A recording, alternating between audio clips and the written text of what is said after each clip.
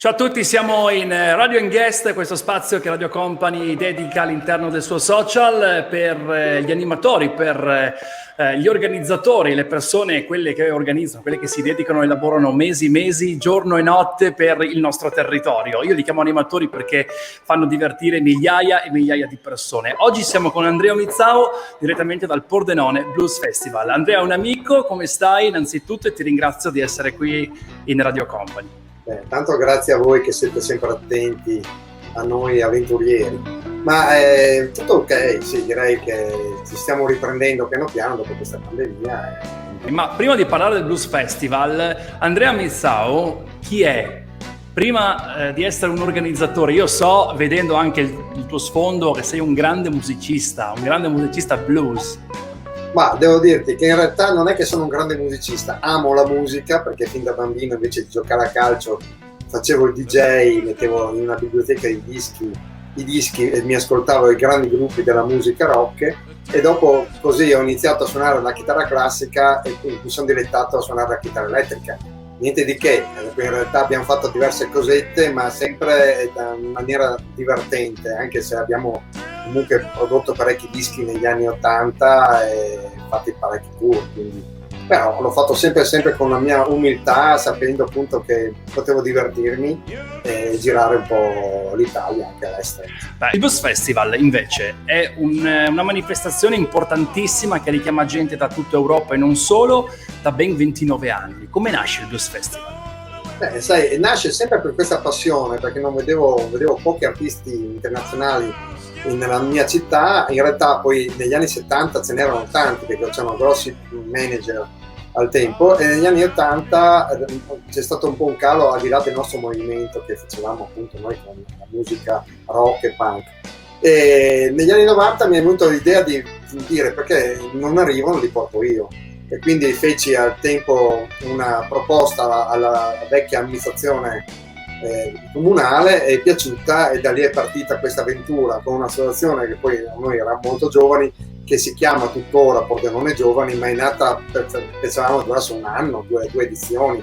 In realtà anno dopo anno abbiamo avuto un riscontro sempre più maggiore e siamo arrivati a oggi portando artisti internazionali. Oggi saremmo, o meglio, quest'anno saremmo arrivati al 29esimo anno del Blues Festival. Cos'è successo in questi anni? Come si è evoluto? E magari cita qualche nome importante che è arrivato sul palco del Blues Festival. I nomi ce ne sono passati veramente molti, si può ricordare da John Mayall a Anastasia, da Morciba, veramente perderemo una vita perché sono centinaia gli artisti che abbiamo portato.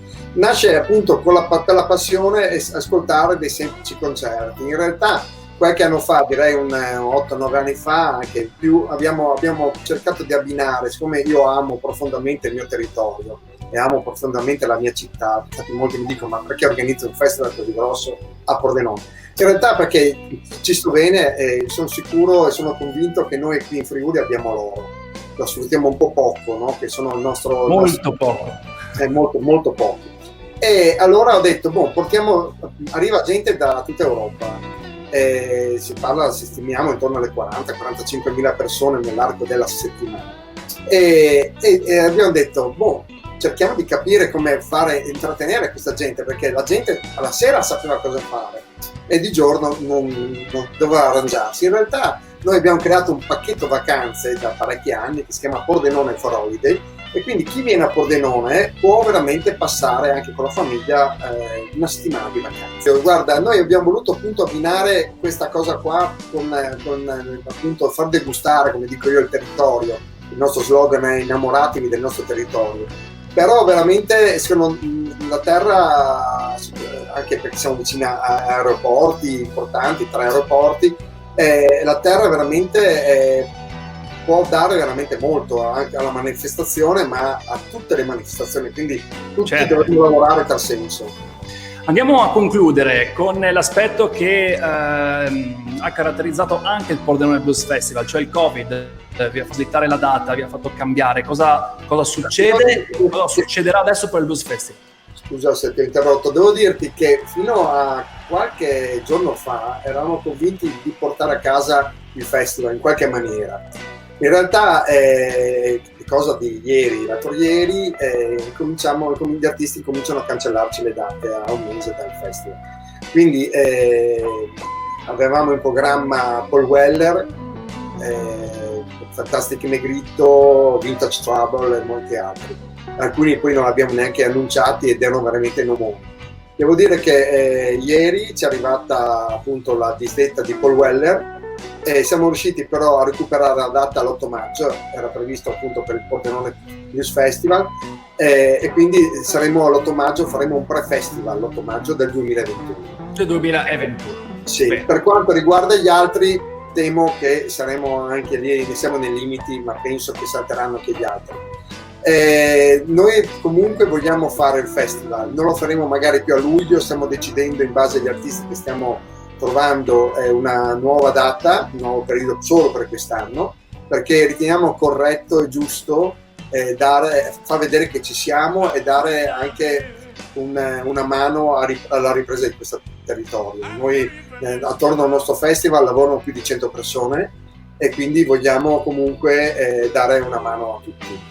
Ecco, io devo ringraziare prima cosa il nostro pubblico che pian piano ha iniziato a credere 3 anni fa. Sono diverse migliaia di persone che ci scrivono, che partecipano, ci danno una mano, fino adesso molto comprensivi, e spero anche con questo annuncio dello spostamento siano comprensivi. Non l'abbiamo perso, abbiamo fatto di tutto e facciamo anche un piccolo investimento per far vedere l'artista che volevamo portare quest'anno.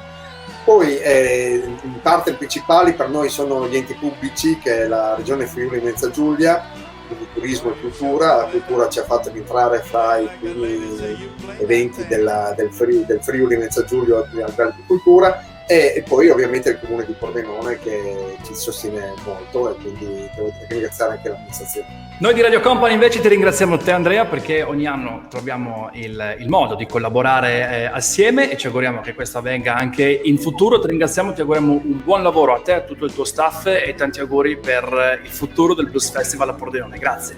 Grazie a voi per l'attenzione che date al territorio, quindi fate un lavoro simile al mio. Grazie Andrea, finisce così Radio and Guest di oggi con i nostri ospiti. Naturalmente ritorneremo la prossima settimana.